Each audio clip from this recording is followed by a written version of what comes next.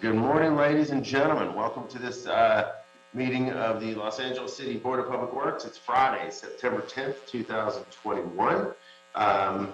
Good morning, colleagues. Dr. Campos, do we have quorum? Good morning, Mr. President. Fernando Campos, Executive Officer. Establishing quorum and roll call for today, we have President Good, Vice President Garcia, President Pro Tem Davis, and Commissioner Caloza. Commissioner Villegas is out on a excused absence today. You do have a quorum at this time, Mr. President. At this time, we do have 3 members of the general public that are on the line for general public comment. We also have 1 member from the general public on item number 2. We also received commentary through our Google form on item number 1 and 3 that has been distributed to all commissioners. And just for the record, 2 of the public comment speakers were scheduled for item number 1. However, based on our agenda, it is posted that item number 1 will be continued to Wednesday, December 8, 2021. So we are allowing them to speak under general public comment this morning. I see. Okay, so those are the folks for item 1, and then we have one speaker on item 2. Correct. So 3 public comments and 1 speaker on item number 2, and then there's also no commentary on the neighborhood council commentary section. We're also joined by our general counsel, Mr. Ted Jordan, which I like the background, so thank you, Mr. Jordan, on that. Another Ted Jordan special, I suspect. He always has great pictures. His cathedral peak. Awesome background. All right. Well, let's go ahead and hear, or we'll go ahead and hear general public comment. I will, but before we do, let me take care of a couple of different housekeeping items for everybody. As a starting point, as everyone knows, we're continuing item 1 to Wednesday, December 8, 2021. We're also going to continue, unless there are objections, item number 2 to next Friday, which is, what is that date? Friday, September 17th. September 17th. We have had a request to withdraw item number 3. If there are no objections, we'll do that. And then we're going to continue item number 4 to 30 days from now.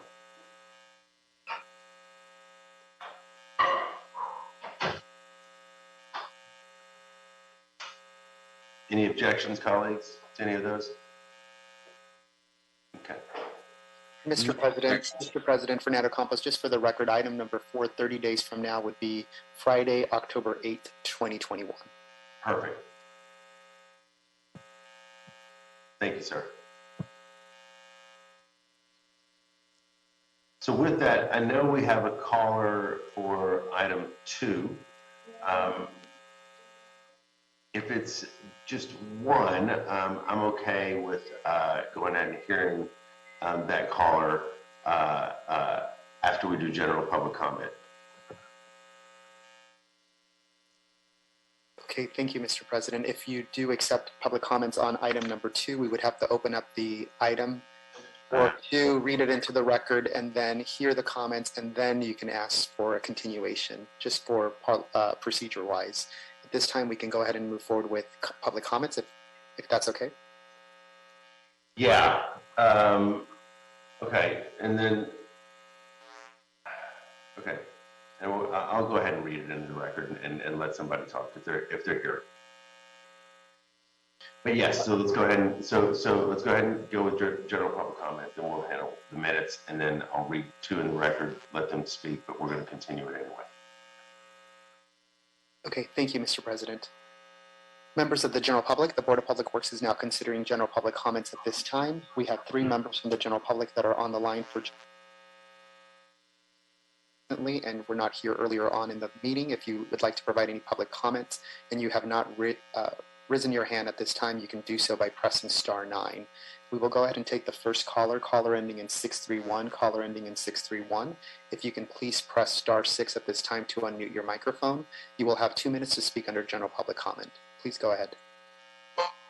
Hi, this is Joanne D'Antonio from CFAC.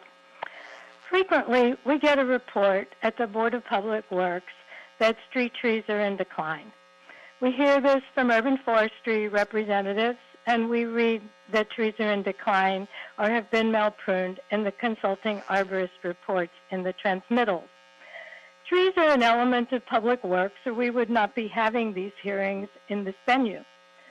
Should we not be asking what has gone wrong with the trees reported in decline or malpruned? Is decline always natural? In other cities, street trees typically look nicely formed and healthy. Just drive through Culver City, Burbank, and Santa Monica, and you will see what I mean. It should be atypical for a tree to be in decline. When a tree is being considered for removal at the Board of Public Works, the commissioners should rightfully access the service records of any street tree that is found in a consulting arborist report to be malpruned or in decline. If it is city staff that overpruned the tree, they may need re-education. For property owner pruning, was a permit pulled? If the malpruning was done by the developer leading to a tree's decline, should the city not be charging the full value of the tree, $10,000 or $20,000, instead of an administrative fee? This is a topic we will be addressing with our council offices. We don't allow mistreatment of other public infrastructure, so we need to take responsibility for the mistreatment of trees. Too often there are unnatural causes for tree decline, and these trees are public resources that provide crucial shade. Read today's LA Times about the seriousness of the heat crisis and our dependence on air conditioning, which is causing the override of emission standards to access adequate power. We can't air condition the streets, yet we want walkability. On a hot day, we have measured the outside temperature at 30 degrees cooler under the shade of a tree. Requesting the service records of a tree said to be in decline is a step you can take to help. I suggest you do this for the trees in item 2 to be continued. Thank you. Thank you, Ms. D'Antonio. Before we move on, is Ms. D'Antonio also the speaker for item 2? Yes, Mr. President. So rather than me read the item into the record, Mr. Jordan, can she have that time in general public comment, or Ms. D'Antonio, would you be willing to give up your 2 on item 2? I mean, I can use discretion here, but Mr. Jordan? Well, yeah, I mean, at your discretion. I mean, we don't need to take public comment on items that we're going to be continuing. Yeah. You can, if you want, as Dr. Campos said, open the item, hear the comment, continue the item.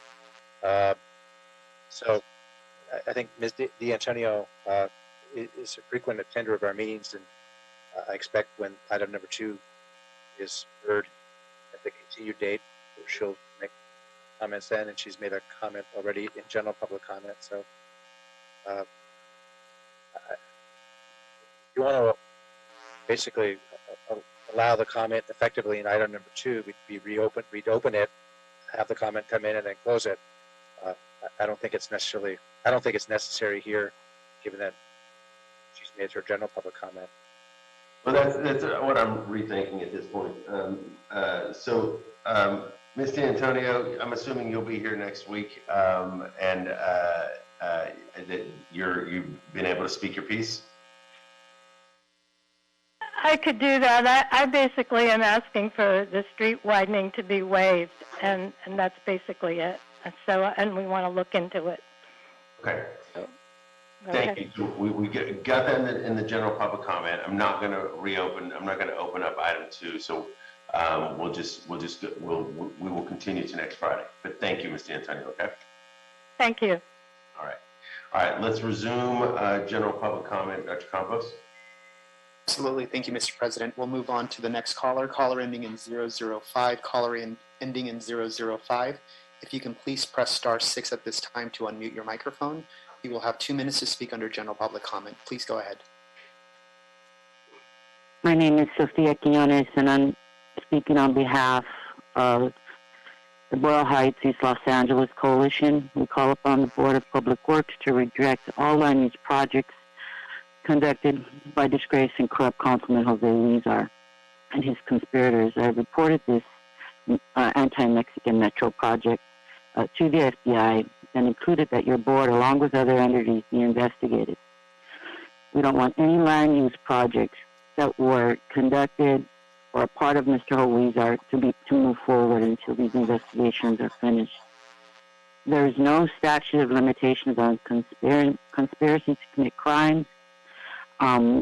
This particular project, although item 2 has to do with La Gloria Mexican food, if they relocate and move that, it is in order for them to build a roundabout and a glorieta that will impact our monuments. Our monuments were built there specifically by our ancestors because their children died giving their life to this country. They earned congressional medals of honor.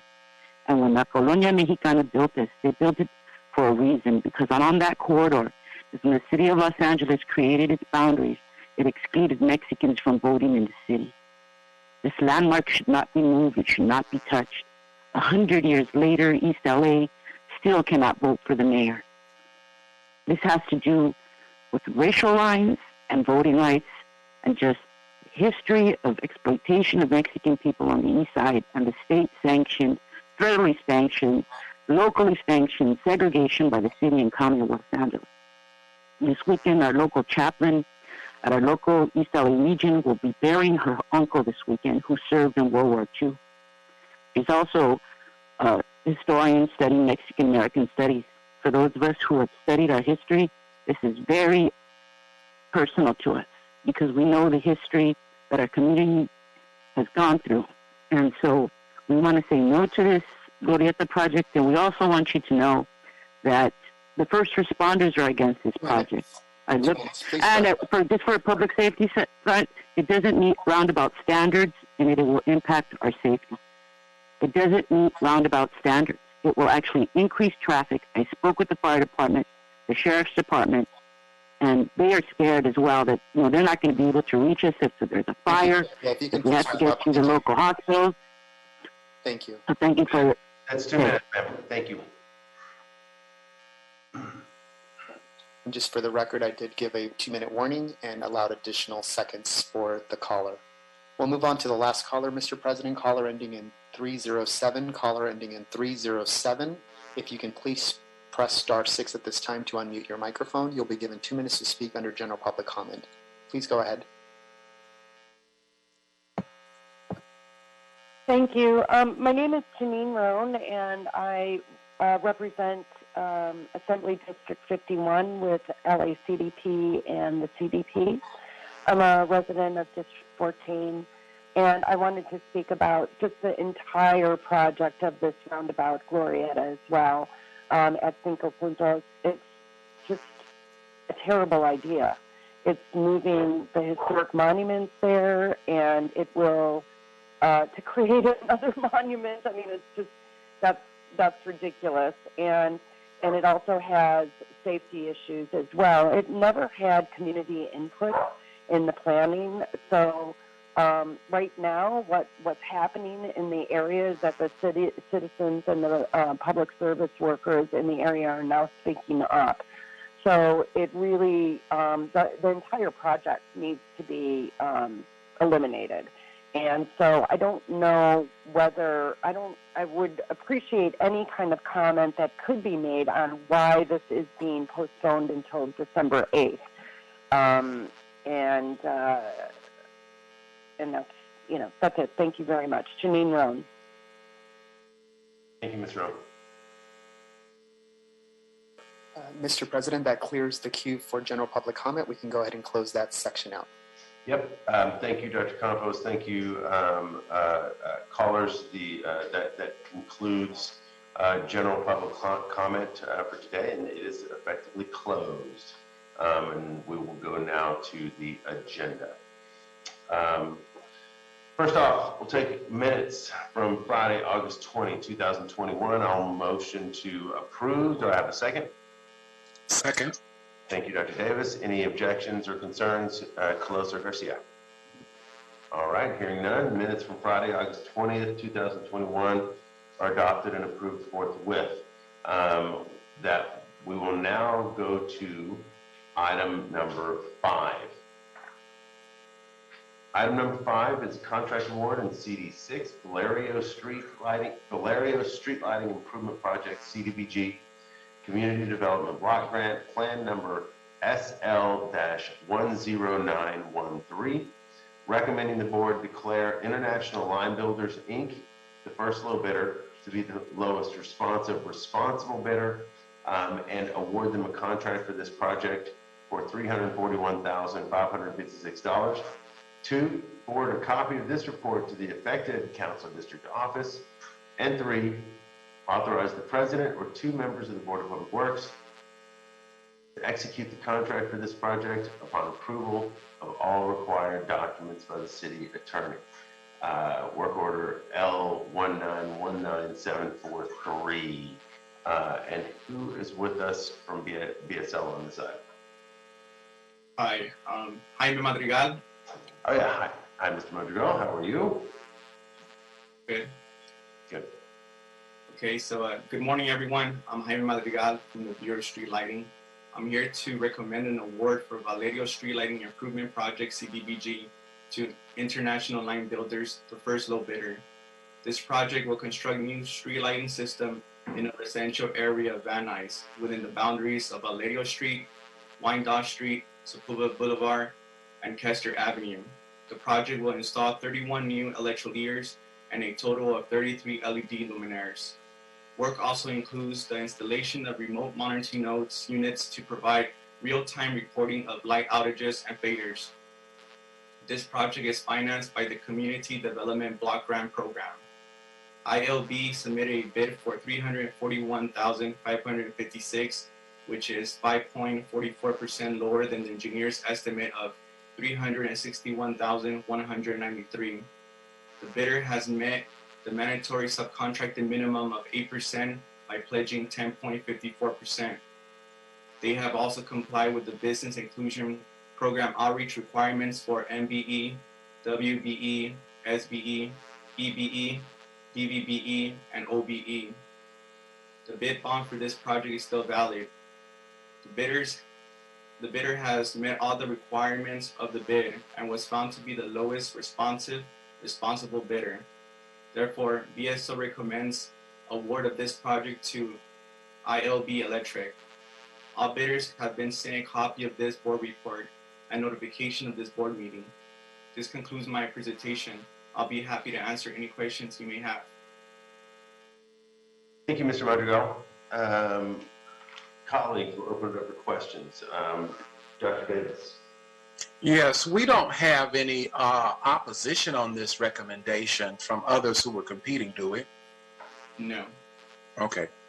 That's it for me. Thank you, President Pro Tem Davis. Commissioner Closa? Thank you, President Good. I'm curious whether we talked to the contractor at all about their pledge numbers, and thank you for your presentation as well. I know they have a lot of zeros here. I know this is a low bid, which is always good, but just curious if we reached out to the contractor to kind of understand what happened. So to speak for ILB, they did do the outreach, and they did use LA Bobbin and complied with the BIP outreach. It's just that they only received one proposal, which is the OBE, and it's a supplier, and that's what they have. But knowing the fact they are a local business, so though they didn't, a lot of zeros in their pledges, they did, try their best, and they complied with BIP. So is it, and then, yeah, they only have one subcontractor here, because I'm assuming, is this mostly all self-performed work? Yes. Okay. Great. Thank you for confirming that. I was just wondering what happened, but always good to see a local business get a contract and that it's below our estimate. I don't have any further questions, though. Thank you for clarifying. Thanks, Commissioner. Vice President Garcia? Yes, thank you, President Good, and good morning to everyone. I don't have any questions other than a comment. I'm excited that this is coming to a residential area that really needs this light. So I look forward to getting this work accomplished and as soon as possible, to be honest. But thank you, everyone. Thank you, Vice President Garcia, and agreed. I have no questions. I'm also excited that this will be getting into residential areas. So thank you, Mr. Madrigal. Thank you, Ms. Luke. Do I have a motion to approve? So move. Thank you. Second. Seconded by President Pro Tem Davis. Any concerns or objections? Commissioner Closer. All right, hearing none, the item is adopted forthwith. Thank you all very much and have great weekends, okay? Thank you. All right, that brings us to item number 6. Item number 6, contract award. JF Shea Construction, Inc., Collection Systems, Radford Carbon Scrubber Facility Upgrade, Capital Improvement Project 7190, Richmond Carbon Scrubber Facility Upgrade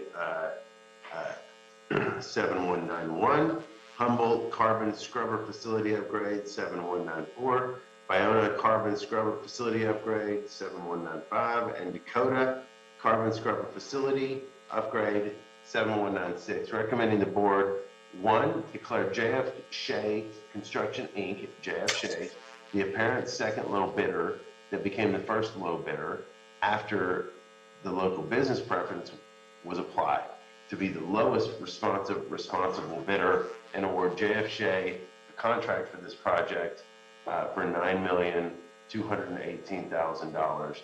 And 2, authorize the president or 2 members of the Board of Public Works to execute the contract after approval as the form has been obtained from the city attorney. It looks like Mr. Wong is here on this item. Is that correct? Correct. Good morning, everybody. This is Ethan Wong with the Bureau of Engineering, Environmental Engineering Division. I will be presenting on this contract award report, declaring JF Shea, who is the apparent second low bidder, as the lowest responsible bidder for this project. So this project consists of replacing 5 existing carbon scrubber projects. So what these scrubbers do is basically treat the foul air from the wastewater collection system in different neighborhoods throughout the city of Los Angeles. There are 5 locations, as I mentioned, for this project. One known as the Radford Carbon Scrubber Project on Radford Street in Council District 2, the Richmond Carbon Scrubber Project in Council District 14 on North Mission Road, the Humboldt Carbon Scrubber Project in Council District 1 on North San Fernando Boulevard, the Bayona Carbon Scrubber Project on South Inglewood Boulevard in Council District 11, and the Dakota Street Carbon Scrubber Project on Dakota Street in Council District 14.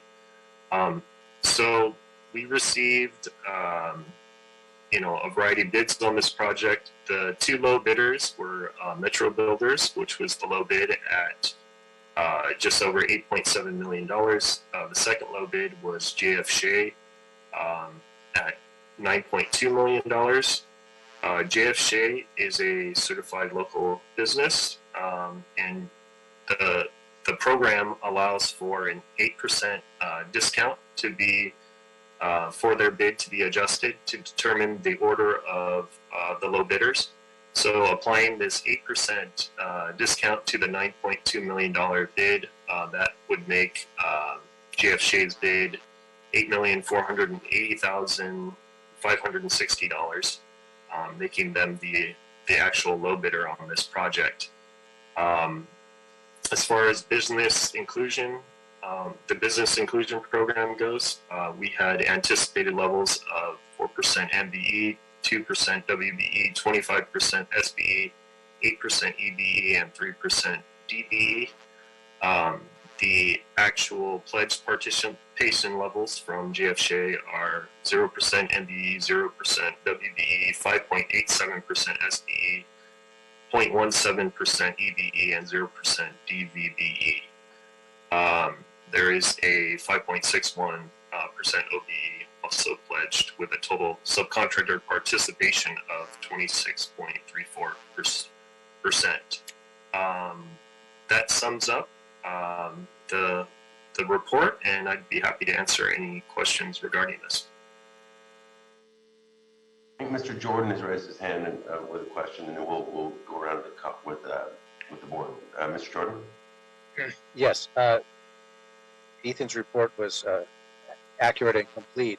I just want to clarify, and I'm sure the board understands, but just for the record, the way the local business preference works is JF Shea's bid, the local business enterprise, it's adjusted in the amount shown in the report. So the adjusted bid is roughly 8.4 million. The board chooses to proceed with the contract. The actual contract will be based on their own bid, not this adjusted amount. So it's only adjusted for purposes of awarding the contract. The actual contract award, though, is based on what they bid. So in effect, I mean, we don't get a discount based on the local business preference. It's just for purposes of award of the contract.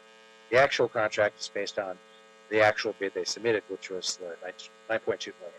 I just wanted to clarify that, because sometimes we talk about adjusted bids, and just so everybody's clear on how the bid preference works. Thank you, Mr. Jordan, and very helpful. So their bid ultimately, Mr. Wong, just to underscore Ted's point, will be and would be is not for the scoring purposes, but for the actual contracting purposes, would be the $9,218,000. Correct. Correct. Yeah, that's how the recommendation is noted, that the contract award amount would be $9,218,000, which is their JF Shea's actual bid amount. Okay. Thank you. All right, colleagues, questions. I'll start with President Pro Tem Davis. I don't really have any inquiry on this particular item. Thank you, Dr. Davis. Vice President Garcia. Thank you. I don't have any questions either. Okay, thank you. Commissioner Colosa. Thank you, President Good. Thanks for your report, Ethan. You did a great job, and thank you to Mr. Jordan for adding that clarification. And just to add another clarification, even with the original bid amount of 9.2 million, it's still a low bid. It's still under the engineer's estimate, which is really good. And so, lots of good things to point out for this item, but I don't have any further questions for Mr. Wong. Thank you. Thank you, Commissioner Colosa. Yeah, I do not. I don't either. Just for the record, what we'd be looking at is a difference in $438,000 difference between the first low bidder and the second. Yeah. Yes, correct. Okay. Okay. All right. I'll take a motion to approve. So move. I think you. Oh, okay. I'll wait. Wait.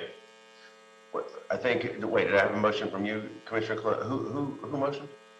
I think Dr. Davis started out first, and I can second it. Okay. All right. So I got a motion from Dr. Davis, second from Colosa. Any objections or questions, Vice President Garcia? All right. Hearing none, the item is adopted forthwith. Thank you, folks. All right. Let's go to item number 7.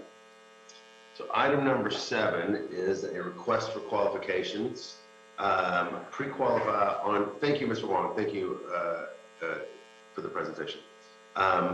Request for qualification, pre-qualify on-call contractors list flow treatment facility 1, Biona Creek Water Quality Improvements Capital Improvement Project, J598, and low flow treatment Facility 2, Sepulveda Channel Low Flow Treatment Facility, CIP J925. Recommending the board, 1, authorize the Director of the Bureau of Sanitation to authorize and request the city engineer to distribute the transmitted RFQ for the purpose of establishing a pre-qualified on-call contractors list, and 2, authorize staff from the Bureau of Engineering and the Bureau of Sanitation to evaluate and qualify the respondents based on the requirements set forth in the RFQ, and to develop a recommended list of pre-qualified contractors for these projects and project segments. Is Mr. Perry on for this item? Actually, President Good, I'll be presenting on this first, but yeah, Brett will be. You got more Ethan time. All right, Mr. Wong, please proceed. Thank you. Good morning once again. This is Ethan Wong with the Bureau of Engineering, Environmental Engineering Division. We are requesting authority from the board to establish a pre-qualified list of contractors for the 2 projects listed above, known as J598 and J925, the Bayona Creek Water Quality Improvement Capital Improvement Project, as well as the Sepulveda Channel Low Flow Treatment Facility. So what these 2 projects are looking to accomplish is basically to upgrade the water quality in the Santa Monica Bay and the Bayona Creek watersheds. And these are very critical priorities for the city of Los Angeles. A significant source of pollution to the Bay and Bayona. The Bayona estuary is untreated urban and stormwater runoff. So what these projects aim to do is basically divert dry weather runoff to 2 different treatment facilities. They will then be disinfected using an ozone treatment system and then released back into the respective creeks. So these projects, the city has been working in conjunction with the city of Beverly Hills, Culver City, Inglewood, West Hollywood, the County of Los Angeles, and the Los Angeles County Flood Control District on improving the quality of the bays and the watershed itself. So we are looking to pre-qualify contractors for these projects due to the... Hey, Justin, Mike Davis, do you know if...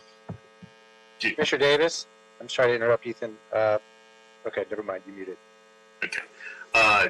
Yeah, due to, I'm sorry, lost my place. Due to the treatment of these watersheds and the complexity in the ozone systems, as well as having to work in these county flood control channels, which are regulated by the Los Angeles County Flood Control District and only require work in these channels during the dry season. We are looking forward to pre-qualifying contractors that are used to doing this work, working with the complicated ozone disinfection systems, as well as potentially, or digging, being efficient in large excavations, as the pump facilities are quite deep. So because of the complexity of these 2 projects, the value at construction value together being at 56 or almost $57 million, we're requesting to issue a request for qualification to contractors, evaluate those statement of qualifications that we received from the various contractors, and then scoring the 4 highest and creating a pre-qualified list of the 4 highest qualified contractors, so that the project can then be advertised to those pre-qualified contractors, and the low bid of those 4 qualified will then be awarded the project. That pretty much sums up our request. I'll be happy to answer any questions regarding that at this time. Thank you, Mr. Wong. Vice President Garcia, why don't you kick us off? Thank you, President Good. Ethan, good report. I appreciate you always being so thorough. Two quick questions. Is this the first time we're establishing this pre-qualifying list for, and is it specific for this type of work, low flow treatment? I guess that's a 2-in-1. I'm not aware of, if we pre-qualified for projects like this. These are actually, there was a demonstration project done at the Donald C. Tillman water reclamation plant for ozone disinfection system, which we are now using that model of that demonstration project and applying it to these two locations. So this is the first time we're using that system in practice to disinfect stormwater and improve water quality in that area. So yeah. Can you repeat that real quick, Ethan? Where else have we done this? So there is a demonstration facility at the Donald C. Tillman water reclamation plant that we use in the recycled water process for the disinfection purposes. There's an ozone facility that disinfects tertiary water. Is this the advanced purification part of the advanced purification project, or are they the same, different, separate? It's actually separate. Yeah, the ozone is just one factor that you can use in disinfection of water treatment. There are multiple different options you can use. This is just used currently as part of the recycled water program up at Donald C. Tillman. Okay, so I guess going back to my original question, so this is the first time we're going to establish this list, right? Correct. Yes. And just for my clarity, the name of this list would be called, what would be the name of this pre-qualifying alcohol contractors list? Because there's always like a name, like a sewer or something like that. What would this one be? Yeah, this list actually would be strictly for this contract, which would consist of these two projects, which would be the Ballona Creek water quality improvements and the Sepulveda Channel low flow treatment facility. It wouldn't be used again. It would only be used one time for this contract. Okay, I think that's now it's crystal clear. Okay, I think that was the part I was missing. Okay, no, and just a speculation, Ethan. And I know we can't, really confirm on a number, but how many bids do you think you will get for this, or that will be submitted? Just as an assumption.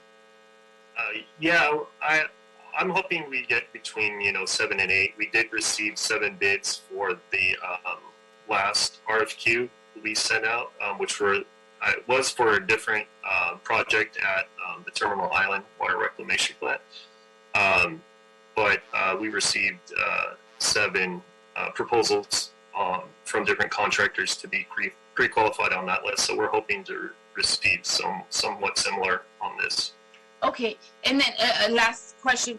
Once you have the list developed and said, how will you draw who would get this job, these work orders? Will be like a random draw, or how would you do that? No, we would come back to the board and advertise the project like we would a normal project, but the only allowable bidders will be the 4 pre-qualified. So rather than, only the low bidder of those 4 would then be awarded the project, or recommended to be awarded the project. I understand now. Okay, that's all for me. Thank you I'm sorry if I asked and you said it on your report, but now I completely understand where we're going with this. Thank you. Thank you. Thank you, Vice President Garcia. President Pro Tem Davis. You're on mute. Thank you, Ethan, for the report. I wanted to better understand the process in terms of the list and why we have to employ a list here. You have mentioned that the market of those which we have received in the past is somewhere around the number of 7, correct? So then if it's only 7, why do we need to develop a list to narrow 7 down when we can just make a selection? What is the advantage of the tasks as presented in terms of developing a list versus dealing with those 7 in the market and making a selection? Yeah, that's a great question. What we're really looking to do is to, because in a normal bid process, we don't have the luxury of reviewing their qualifications to this detail. What we are trying to do is identify contractors that have, both worked in flood control channels and have a proven track record of doing this type of work and scheduling construction activities in a flood control channel, which can be complicated as far as project delivery with a schedule that's restrictive, such as that.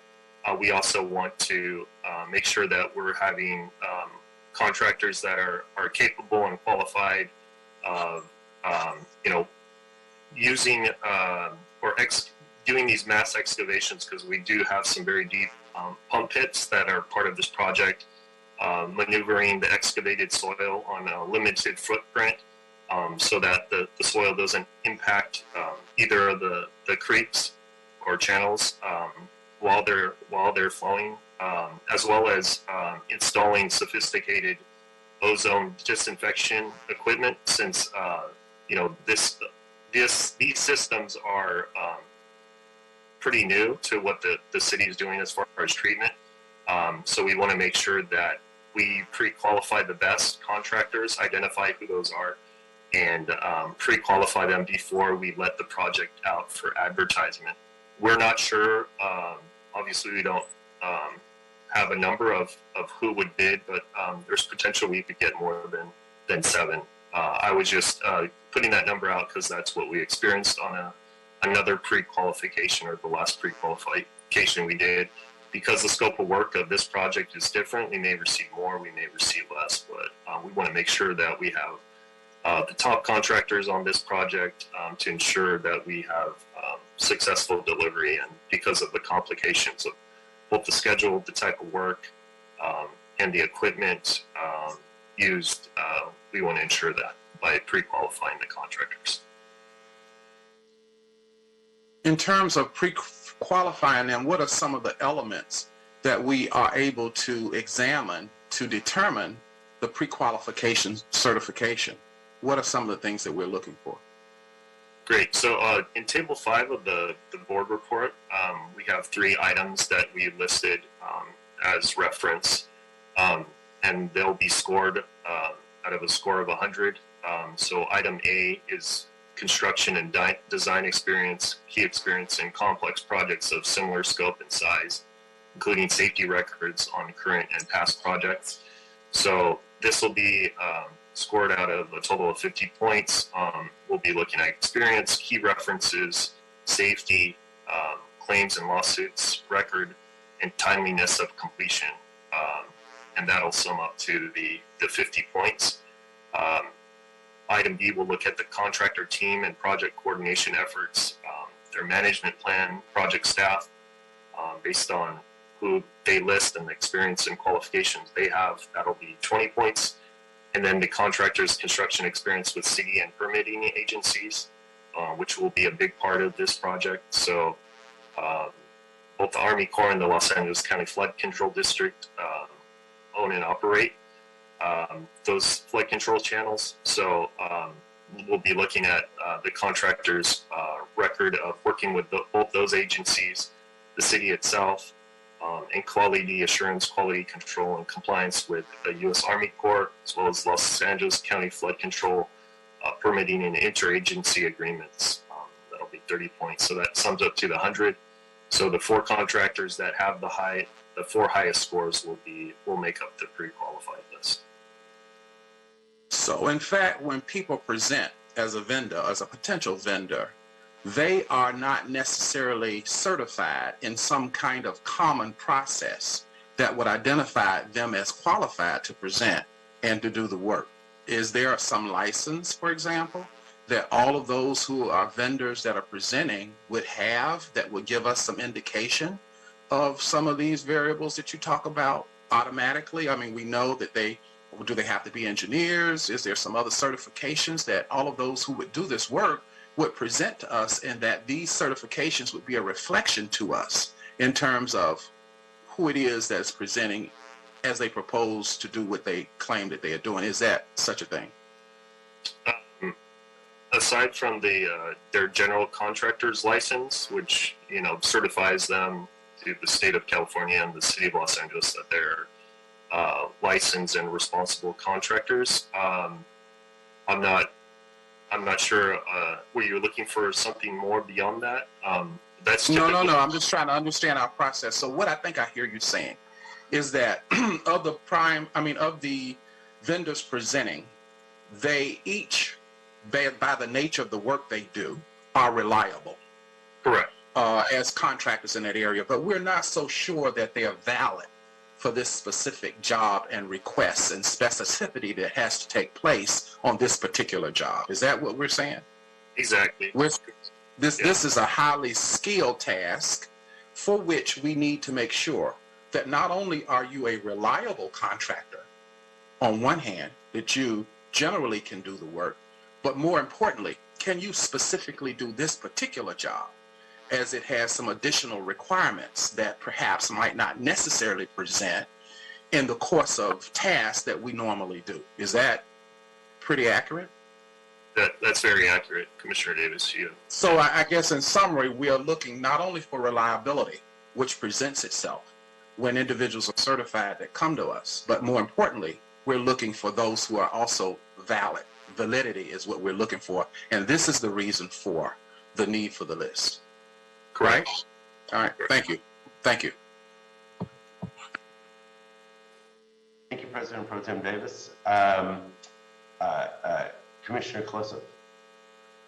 Great. Thank you, President Good. Thanks for your presentation, Mr. Wong. And understand that this is a really complex project that involves many different jurisdictions, many different agencies that require approval. And I think the board report, especially that chart on page 4, outlines it really nicely. And I think by pre-qualifying a list, we're setting up this project to succeed, right? Because I know that that's what you all want, is to really eliminate risk and to get the best qualified contractors, because this is almost like a preliminary review of what they could, or what's possible, what their expertise is in this area. As we know, dealing with one permit is complicated enough, let alone see here like 5 different permits that are required to do this work. So that is no small feat. But just also wanted to pause and see if the LA sanitation team, if you wanted to add anything. I know this is a joint project between BOE and LA San, and so appreciate you all coming together to deliver a really important project, not just for the city, but for the region. You want to add anything? Absolutely, and thank you for the opportunity. I think Mr. Wong has done a great job presenting all the important factors of this project. Just to restate what's been said, just maybe in different words, this is a project that's on a very critical regulatory timeline, as well as it's juggling multiple sources of funding.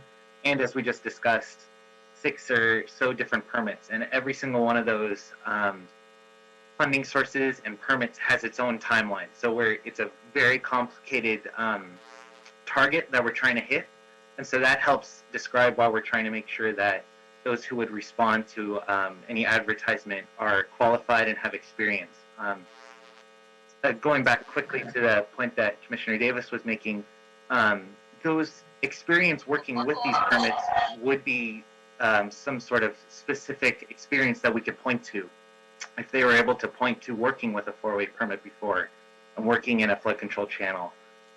This is just a very unique new type of project where it's taking aspects of, one could almost consider wastewater treatment with a full-on ozonation treatment process, and the more traditional stormwater side where we have a low flow diversion and managing the flows in a natural water body. So this is just such a unique project, and it's a very urgent project, and it's a very large project. So we're trying to make sure that there's no false starts and then we hit everything that we have to hit. So I believe Mr. Wong said all that already, but just putting it in different words for everyone's benefit. So thank you very much. Thank you, Mr. Perry. And I have one follow-up question, either for you or for Mr. Wong, but since we talked about, obviously, we're not sure what we're going to get back in terms of the number of contractors who respond to this RFQ. But if at some point, let's say we want to add additional contractors or to reopen the list to have more people added on, is that something that LA-SAN and BOE have thought about, or is there an opportunity for that in the future to add additional people onto the list if for whatever reason we find a need for that? Just want to understand the flexibility. Yeah, so like Brett had mentioned, we are kind of on a critical schedule because we do have both funding deadlines and regulatory deadlines that we do need to meet. Yeah, we're hoping that, and because this list will only be used this one time for this contract and these two projects, we're hoping that we can, take care of the pre-qualification now. So it doesn't look like time would permit that we would necessarily reopen to add contractors, but it is something that I guess as we move forward with the RFQ and the proposals and the review of the proposals, it is something that we may entertain depending on the respondees and the number of respondees that we get to the RFQ. Okay, thanks for adding that. I just was curious. I know I'm asking you a hypothetical and we don't really know what's going to happen until we get responses back, but just wanted to understand, because I know we do that sometimes for lists when we reopen them to have more people added on. But I don't have any other questions. It's a big project. Really excited to see this move forward, and thank you both for your work on this. Thank you. Thanks, Commissioner Colosa. Yeah, agreed. So a couple questions I do have. This will be part of subject to the Public Works PLA, correct? Correct. Yes, this does have a project labor agreement. Okay. So I am definitely Fred Flintstone. Can you just for kicks, I would like a little more unpacking of what the actual projects will be, the two projects. And by the way, the third, well, the city of Culver City will I think I read there. City of Culver City takes care of the third one, correct? Ultimately, the one on Mesmer. Correct. Yes. Right. Okay. So what's the actual projects? I understand burning, but yeah. Yeah. So go ahead, Brett. You want to answer that? Go ahead. Yeah, I would take a first shot at that. So really, this is being driven by the dry weather bacteria TMDL for the Ballona Creek watershed. Yep. So our goal is to come into compliance with those bacteria water quality objectives. Yep. So thinking big picture over the entire watershed, we're basically trying to treat up to the 90th percentile of the dry weather flows that we've observed. So what we have there is we looked at the entire watershed and identified the main tributaries, which would be Ballona Creek, Sepulveda Channel, and Mesmers along the Centinela Creek. So basically, we're placing a facility on each of those major water bodies to treat the dry weather flow so that we can meet the water quality objectives prescribed to us. So basically, LFTF1 is the largest facility that's on the main stem of Ballona Creek, and we're diverting up to, our design is 29 MGD. We would likely on a daily average see a much lower flow than that. And we're sending about half of that to Hyperion for additional water recycling and water supply in the region, and also treating the other half and returning it to the creek with this ozone treatment technology.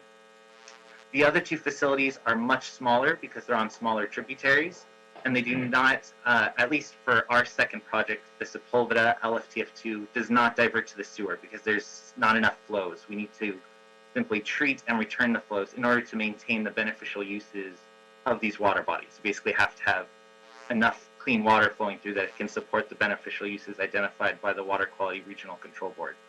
So that's zooming out to way far out what we're trying to do here. So we're implementing LSTF 1 and 2, and then Culver City is implementing the Mesmer project on Centinela Creek. And this is all going together with a watershed-wide strategy that's driven by the MS4 permit, the EWIMP, TMDLs, and we're working collaboratively directly with all of the cities in LA County that's been mentioned before. So hopefully that gives a little bit more of the wide angle view. And I don't know if Mr. Wong has anything to add there. Believe it or not, Brett, what I actually, thank you, and I get all of that. I'm actually going to, at the risk of embarrassing myself with my inability to understand, I'd like a little narrower view, just of what that process, that ozone process is when we capture before we re-release. Sure. This is like dueling engineers. I love it. So okay. Yeah, I'll take that part of it. So what we're doing in both cases is we're basically cutting into the concrete channels of both and making a trench that stretches across each channel. And basically what that will do is divert the dry weather flow into that channel. The water will then go to a pump well. The pump well will then pump the water into the treatment facility, which is just adjacent to the flood control channels. From there, it'll go through in a contact tank, or sorry, like a contact vessel, where the ozone will then be injected into the water. And in that process, disinfection of the bacteria, viruses, anything else that could potentially be within the water. Even it'll precipitate some metals out of the water. So then the water is then cleaned in that contact area. It's then diverted back into the channel after that treatment process is completed. That's great. What's the anticipated sort of footprint of those facilities off of the channels? Yeah, the two sizes are different. Brett, do you actually know those square foot? I don't know off the top of my head. I'm just curious. I'm sorry to say I don't even have a rough number on the top of my head. LFTF1 is at the site of the existing North Outfall treatment facility that is actually an abandoned facility. So I don't know the size of department store property, and that's owned by the city of LA within the city of Culver City. And then LFTF1 is much smaller, and it actually fits alongside the easement, alongside the channel. It's a width of, I don't know, 15 feet, and then we go alongside the channel for probably 200 feet or so. And that's kind of the footprint that LFTF2 is on, which is much smaller. Those are really rough estimates there, though. That's really helpful and interesting, I think. And so coupling your macro overview, Brett, and I think it is important for the public and for the board to actually have periodic reminders about EWIMP, MS4, all down the line in terms of what we're trying to do with capturing the TMDLs and the actual ramifications of not meeting our TMDLs with the Regional Water Quality Control Board, I think is really helpful. And then, Ethan, thank you for wonking out with me a little bit in terms of what actually will happen with that. One other clarifying question. I think on page 4, in the contractor section, it says that we're going to pre-qualify the 4 top firms. And then I think in the actual RFQ, it says we're going to pre-qualify the top 3 firms. So which is it? It will be the top 4. Okay. There was some discussion on the numbers, and that may be an earlier draft that inadvertently was put in the RFQ, and we'll have that corrected. But yeah, the board report is correct. It'll be the top 4. Okay, great. So this is an unbelievably complex and very expensive line of work, and I appreciate the complexity and the sort of like just the sort of catalytic effect of each step of it, including, by the way, and I think Commissioner Closey hit on this, that permitting process is going to be fun. I love the idea and very much applaud the idea of doing this RFQ. I think it makes a ton of sense, just in terms of, just not frankly wasting the city's time on proposals that are not going to meet muster in terms of qualifications. So I think this is really smart. This is too expensive and too timely to waste time on. And so I really appreciate y'all walking through this. And Mr. Perry and Mr. Wong, excellent job on sort of explaining and being able / ready and willing to do that. So I'll motion to approve this RFQ. Do I have a second? Second. Thank you, Commissioner Colosa. Any concerns or objections, Vice President Garcia or President Pro Tem Davis? Did we lose Dr. Davis? I don't see him either. Yeah. Okay. Well, I don't have any issues. Okay. All right. Well, we have quorum still. Do I need to reestablish it with a new number without Dr. Davis, Ted, or we can just vote? I'm looking at your meeting now. It appears Dr. Davis is not in the meeting. You still have a quorum. You should note it for the record. So if you vote on this item, there'll be 3 of you voting. Okay. Well, my motion stands, and I've got a second from Commissioner Colosa, and no concerns, Vice President Garcia. All right. Thank you all. Item is adopted and approved forthwith. Thank you all very much. Have a great weekend, okay? Thank you very much. Really appreciate the conversation. Okay. Dr. Campos, did we lose Dr. Davis? It appears we have. I'm going to proceed.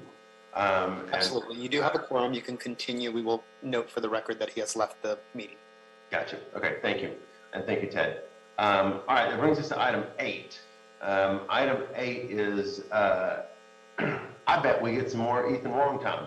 Terminal Island Water Reclamation Plant final tank. Yes, I can tell just by the title of the project that Ethan had something to do with this. Terminal Island Water Reclamation Plant final tanks skimmer system upgrade capital improvement project 5255 status update. Recommending the board receive and file this report. Go right ahead, Mr. Wong. And thanks for your humor. I hope you don't mind me giving you a hard time. No, I appreciate it very much. Hello once again. This is Ethan Wong with Bureau of Engineering, Environmental Engineering Division. So the board report for you is very similar to the last board report that we submitted. It is in reference to a request for qualifications that was sent out to establish a pre-qualified list for contractors to bid on a project at the Terminal Island Water Reclamation Plant. This project is the final tank skimmer systems upgrade. And what this project will basically do is basically replace a lot of the equipment that is used in the final tanks that is aged and end of service life, or has met the end of its service life and is non-functional at this time. The skimmer, specifically the skimmer troughs that are used to skim the scum off the top of the water, these troughs have seized and are no longer functional. The plant staff has to manually move these to make this work. So this is very labor intensive, and we definitely need to replace these skimmer troughs. In addition to that, we'll be replacing scum spray system, manually controlled 14-inch butterfly valves, scum piping, and metal effluent launder tank covers for the actual tanks. So we went through a comprehensive request for qualifications, received statement of qualifications from 7 different contractors to do this work. One of the complicated features and one of the top reasons why we decided to issue an RFQ to pre-qualify contractors is that the final tanks must remain in service. So only one tank at a time will be taken out of service to basically replace this equipment in each one of the tanks. So we needed, because of the butterfly valves, which would basically isolate the tank from the flow and be able to take it out of service, have all seized and need to be replaced as part of this project. There has to be another means of bypassing the flow into a tank. So we requested qualifications from different contractors on how they could bypass the flows and isolate the tank so that the tank could thus be drained and the work could commence in each one of the tanks. And so obviously doing this in succession takes quite a bit of knowledge and experience from the contractors. So we received 7 statements of qualifications from 7 different contractors. And of those 7, we pre-qualified, or we would like to establish a pre-qualified list of the top 3 scoring contractors, which are Myers & Sons Construction LP, PCL Construction Incorporated, and Rice Lake Construction Group. I'd like to also note in the board report, under the pre-qualified list, there's actually a typo. Rice Lake is noted as Rick Lake. So if I'd like to verbally amend that here, it's actually Rice Lake Construction Group. Basically that's it. We look forward to advertising this project if this list is, since this list is now established, and we will come back to the board to advertise this at a later date. That concludes my report on this, and be happy to answer any questions regarding this. Thanks. I'm glad you picked up that typo. Some gentleman named Rick Lake might be surprised to know that he was on this list otherwise, so that's good. I see we have Fernando Gonzalez with us as well from Terminal Island. Good to see you, Fernando. Okay, yes. Good morning, President Good. Good morning, Commissioners, Council, the rest of our representatives. Yes, thanks a lot for taking care of this. I think this is a great move because the final tanks, it's the where we capture the rest of the solids that have been processed through the aeration tanks before going through filtration. And the quality of the water, it's very important for us, not only for permit, compliance, but also for the production of recycled water. The quality has to be A1 in order to produce the recycled water we want.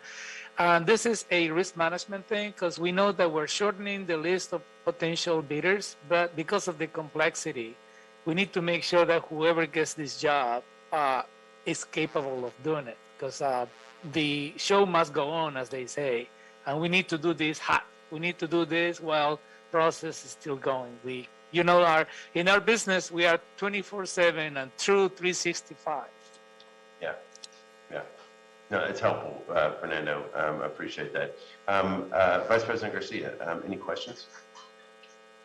No, I think everything was pretty much covered. I get the urgency as well. So thank you both for being here, Ethan and Fernando. It's good that you guys are on top of this. Thank you. Thank you, Vice President Garcia. Commissioner Colosa. Thanks, President Good. Thanks for your presentation, Mr. Wong and Mr. Gonzalez. I don't have any questions.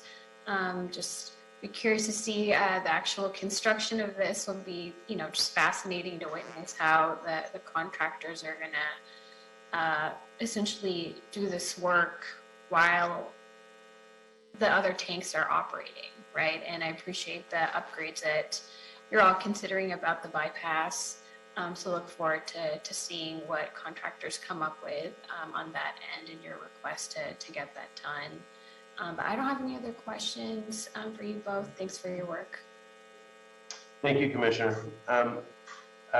Ethan, Fernando, remind me, and we have it's 18 tanks, right? We have, right, and this is literally the sort of final step, just skimming whatever's left, right?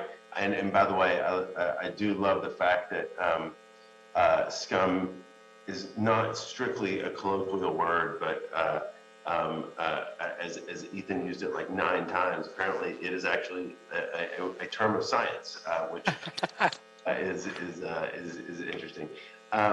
So it's literally skimming that. These are skimming that off before they go into that complete secondary treatment and moving out. Yeah, let me illustrate you. So these final tanks, after the aeration process, because most of the solids get settled on the primary tanks, right? And then it goes to aeration, where using the box, we remove the ammonia, and then we'll flocculate whatever is floating to make it big enough so when they go to the tank, they will settle down. This is the final tank before it goes to sand filtration and becomes tertiary effluent, and also goes to the AWPF, or the advanced water treatment. But the skimmer, even though we go through a lens to trying to avoid whatever material floats on the surface of the water, that's the stuff that doesn't settle. So the skimmers pretty much skim the surface of the tank and remove whatever is floating. Sometimes it goes through the aeration tank as well. And right now, like Ethan said, we are spending a lot of time just to do this manually, where the equipment that used to do that, it's pretty much, past its service life. Wow, so we're literally manually skimming at that level, at that point? Correct. Yeah, you got to remember, President Good, that redundancy is our middle name here in water reclamation. So we do not use all 18 tanks, but they are connected to each other. And the butterfly valves that were designed to isolate each tank need to be replaced. So we have to have an alternative means to isolate those tanks for them to work on them, because the butterfly valves, they are just not isolating anymore. Right. And is there any greater urgency that is there a reason for concern in terms of the need for the manual work right now? I mean, do we need to accelerate, or are we going to be good? Yeah, because some of these floatables, because remember, the water goes through weirs from the surface. It goes towards the sand filters. If you don't remove the floatables, they're going to clog the sand filters on the next step. Because, the floatables are not going to settle to the bottom of the tank. And it's kind of funny because the skimmers, they skim on the surface, but also, allows us not to, all this material that is floating, not to clog unnecessarily the sand filters. So the manual work will continue until enough of the skimmers are done to where you're able to just use these new skimmers. Yeah, like I said, because we do it manually, sometimes the manual work is not as thorough as a steady automation. Sure. So now we also spend more time backwashing the sand filters, because the floatables will get into the sand filters. So it's a compounding effect for both the completion of the secondary treatment and the filtration or tertiary treatment. Okay. Dr. Davis, do you have any questions on this item? You're muted. You're muted. You're muted. Thank you, Mr. President. I support this item. All right. Thank you, Fernando Redundancy Gonzalez, and, Ethan Redundancy Wong. I have no more questions. Anybody? I'll take a motion to approve the item. So moved. Thank you, Colosa. I'll take a second from President Pro Tem Davis. Any concerns, Vice President Garcia? All right. Thank you both very much. That was really helpful. And another example where I think the pre-qualified request for qualifications really made sense. Makes a lot of sense. So smart. So thank you both very much. Hearing no objections, the item is adopted forthwith. Thank you all. Have good weekends, okay? Thank you. Okay. That brings us to item number 9. Item number 9 is specifications submitted for board adoption and authorization to advertise for the invitation of bids. This is a project in CD14. This is the North Outfall Sewer Rehabilitation, Unit 10, 101 Freeway to Cardinal Street. Work order SZC 13624. Estimated cost $52,506,100. The bid receipt date would be if approved, October 27th, 2021. Do I have a motion to go ahead and authorize the advertisement and invitation of bids? So moved. Thank you, Vice President Garcia. Do I have a second? Second. Thank you, Commissioner Calosa. Any concerns, Dr. Davis? No concerns for me. All right, hearing none, the item is approved and adopted forthwith. Let's go get the bids. And then with that, let's go to item 10. Item 10 is our report on status update on major upcoming street improvement projects from Bureau of Street Services. Who is with us today on this to give us a report? Mr. Jorge Garcia. We're just waiting for him to turn on his video cam and we'll add him in. Gotcha. There he is. Hey, Jorge, how are you? Good morning. How are we doing today? Good. Good to see you. Good morning, Dr. President, good commissioners, representatives. How are we doing today? Good. Good. Okay. This information is being provided to keep the public informed of the upcoming resurfacing projects and to minimize the impact on the community as well as to the commuters. Streets LA would like to provide you with an update on all major upcoming streets improvement projects. With that being said, the following major streets projects are scheduled in the Valley resurfacing during the week of September 12th through September 18th. Saturday, September 11th, and Sunday, September 12th, from 6 p.m. to 6 a.m. We will cold mill and pave DeSoto Avenue 120 feet north and south of the Metrolink track in CD12. Chatsworth Neighborhood Council PPP fund. Also, we will cold mill and pave Lindley 50 feet north and south of the Metrolink track in CD12. Northridge South Neighborhood Council PPP fund. There is no major project scheduled for Metro Region resurfacing program. However, the Metro Region will complete 9 projects for a total of 4.54 lane miles, and the Valley Region will complete 15 projects for a total of 9.63 lane miles.